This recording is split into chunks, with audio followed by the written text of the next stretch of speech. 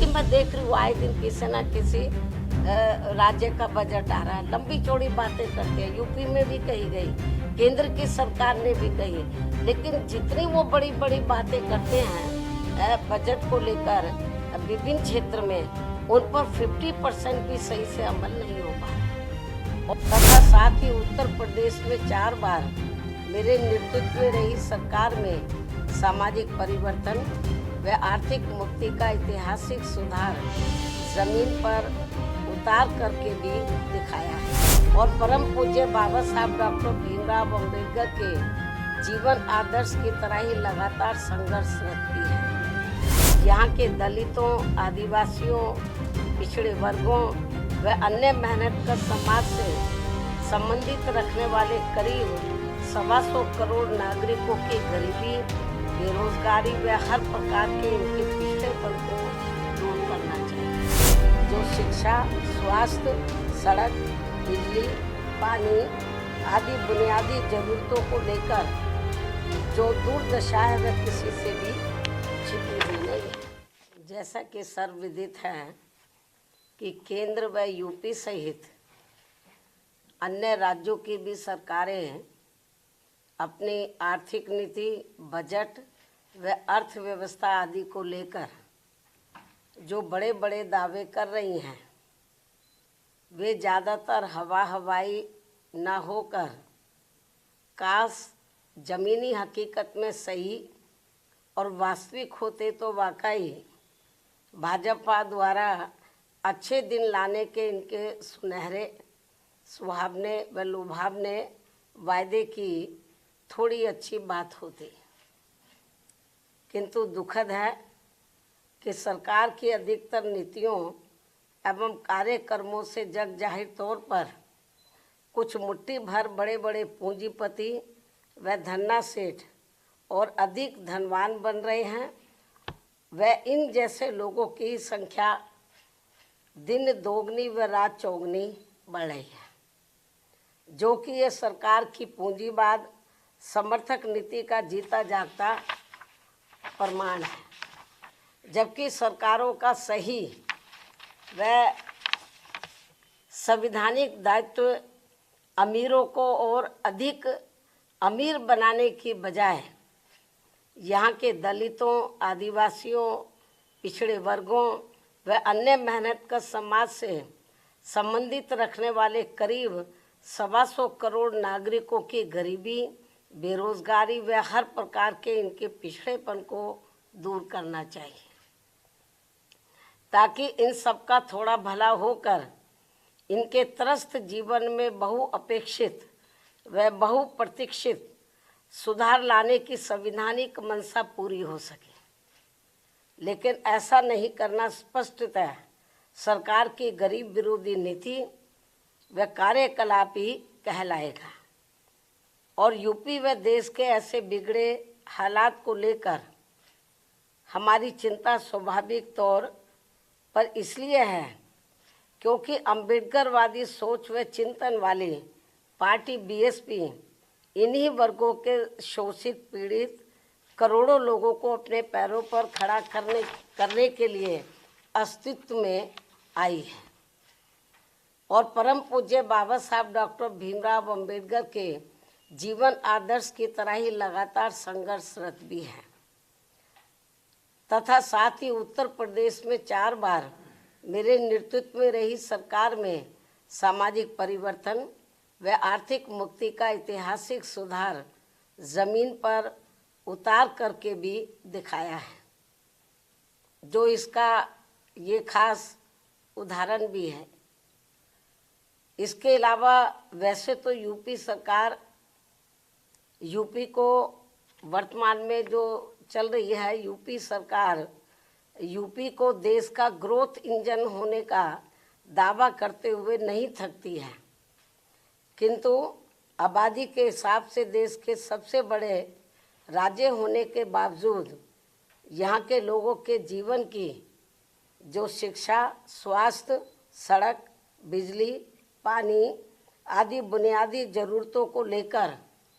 जो दुर्दशा है वह किसी से भी छिपी हुई नहीं है। केंद्र की तरह यूपी सरकार के पास भी धन की कमी नहीं है, लेकिन इसका इस्तेमाल यहाँ के गरीब लोगों के हित कल्याण तथा इनके जीवन सुधार में पूरे सही से नहीं होना, ये काफ़ी चिंताजनक बात है। ये कांग्रेसी कृत्य है। ये तो कभी कांग्रेस के ज़माने में होता था। ये कांग्रेसी कृत्य है जिस नक्शे कदम पर अब भाजपा सरकारें भी चलती हुई नज़र आ रही हैं। भाजपा व अन्य और जो रीजनल पार्टियों की सरकारें हैं वो भी चलती हुई नज़र आ रही हैं, जो बड़े दुख की बात है। इतना ही नहीं बल्कि कांग्रेस व सपा सरकार की तरह ही भाजपा सरकार द्वारा भी बाबा साहब डॉक्टर भीमराव अंबेडकर समग्र विकास योजना आदि जैसी महत्वपूर्ण योजनाओं को निष्क्रिय बना देने के कारण हमने जो डॉक्टर भीमराव अंबेडकर समग्र विकास योजना यूपी में शुरू की थी, तो इसको कांग्रेस और सपा की सरकार की तरह ही भाजपा सरकार द्वारा भी डॉक्टर अंबेडकर समग्र विकास, ग्राम विकास योजना आदि जैसी महत्वपूर्ण योजनाओं को निष्क्रिय बना देने के कारण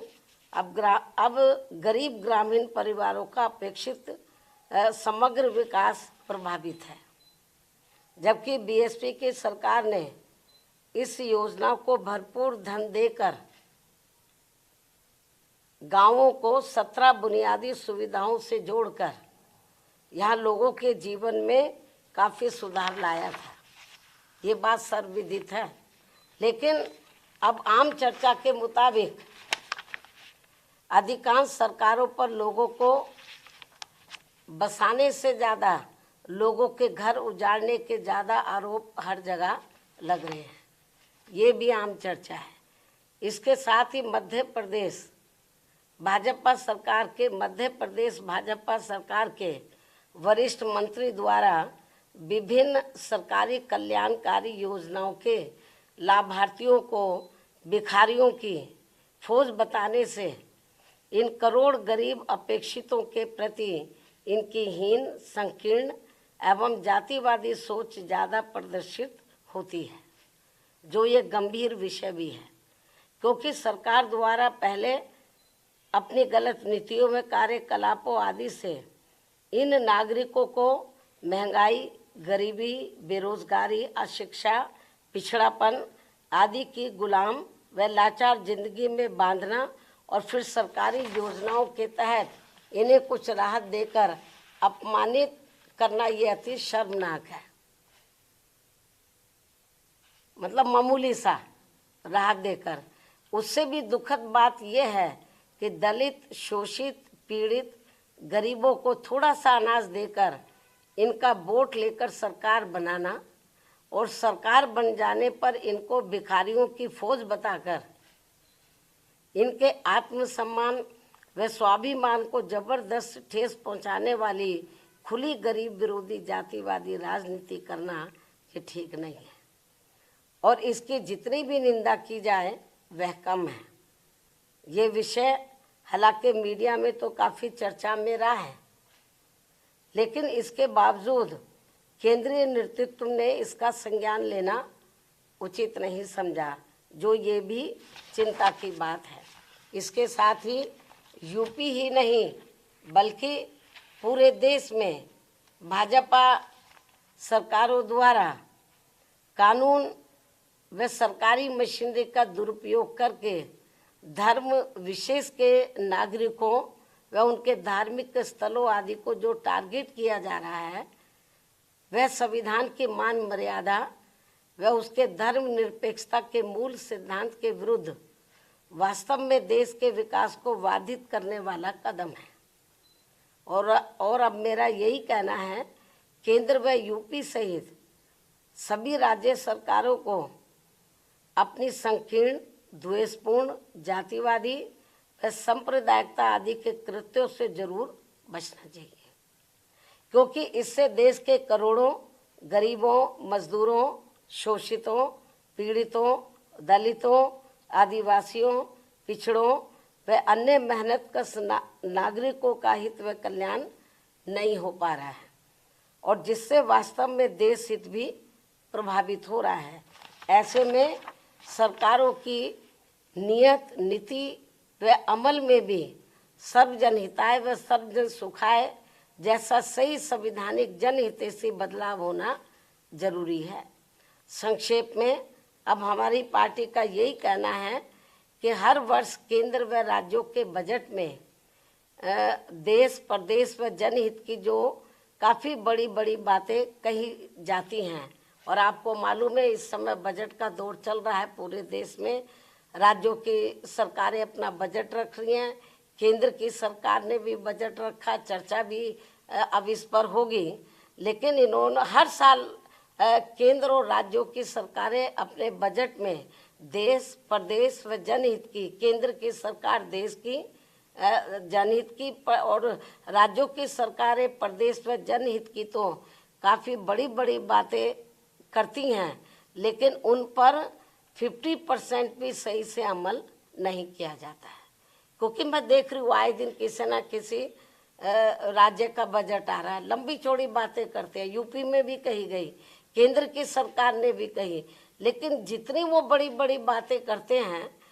बजट को लेकर विभिन्न क्षेत्र में, उन पर 50% भी सही से अमल नहीं हो पा रहा है। और वास्तव में प्रैक्टिकल में तो देखने के लिए ये मिल रहा है कि जो दबे कुचले लोग हैं, दलित हैं, पिछड़े हैं, आदिवासी हैं, माइनॉरिटीज़ के लोग हैं, तो इनके साथ तो काफ़ी अन्याय हो रहा है। तो इनके हित के लिए, इनके डेवलपमेंट के लिए, इनके मद में जो पैसा बजट में रखा जाता है कि इतना पैसा हम इनको दे रहे हैं इनके डेवलपमेंट के लिए, लेकिन वो पूरा पैसा उनके डेवलपमेंट में नहीं लगता। और हमें तो ये भी जानकारी मिलती है कि अंत में उनका काफ़ी पैसा दूसरे मद पर खर्च कर दिया जाता है। और इसको लेकर हमारी पार्टी ने पार्लियामेंट के अंदर भी आवाज़ उठाई थी। जब मैं मेंबर पार्लियामेंट थी, मैंने भी इस मुद्दे को काफ़ी गर्मजोशी के साथ उठाया था। केंद्र की सरकार का ध्यान हमने इस ओर आकर्षित किया था, और हमने प्रमाण दिए थे केंद्र की सरकार को, लेकिन फिर भी इस ओर ध्यान नहीं दिया गया। तो इनके लिए, इनका वोट हासिल करने के लिए जो वीकर सेक्शन के लोग हैं, जो गरीब लोग हैं, अन्य मेहनतकश लोग हैं, इनके डेवलपमेंट के लिए बातें तो बड़ी बड़ी कही जाती है बजट में। इस बार भी काफ़ी लंबी चौड़ी बातें कही हैं, लेकिन वो पैसा भी पूरा इन पर खर्च नहीं होता है। और आखिर में चुपके से, बहुत ही सावधानी पूर्वक, मतलब चुपके से, मालूम भी किसी को ना पड़े, दूसरे मद में पैसा ट्रांसफ़र कर दिया जाता है।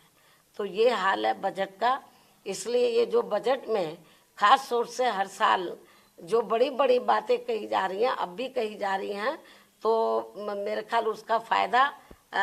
जो ज़रूरतमंद लोगों को जितना होना चाहिए वो नहीं हो रहा है।